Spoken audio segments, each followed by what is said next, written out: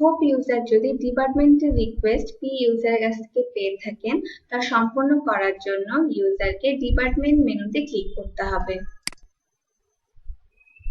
এবং pending tab থেকে user তার লিস্ট দেখতে পারবেন এবং অ্যাকশন কলামের ভিউ লিংকে তাকে ক্লিক করতে হবে।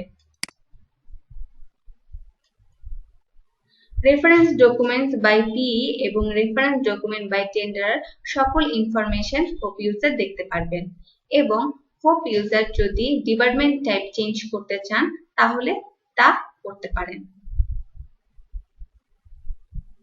এরপর ইউজারকে অ্যাকশন থেকে অ্যাপ্রুভ ডিপার্টমেন্ট, ডিসঅ্যাপ্রুভ ডিপার্টমেন্ট এবং ফ্রম রিভিউয়ার কমিটি সিলেক্ট করতে পারেন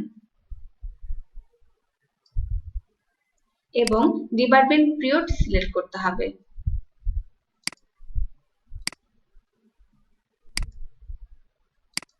এবং তা কমেন্টস লিখতে হবে।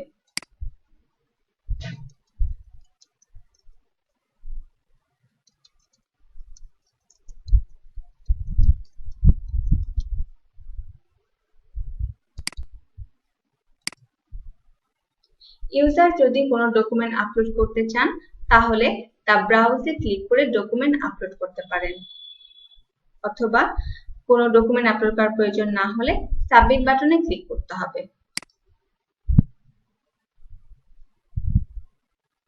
এবং ওই লিস্টের স্ট্যাটাস হবে ডিবার্ট বাই হোপ।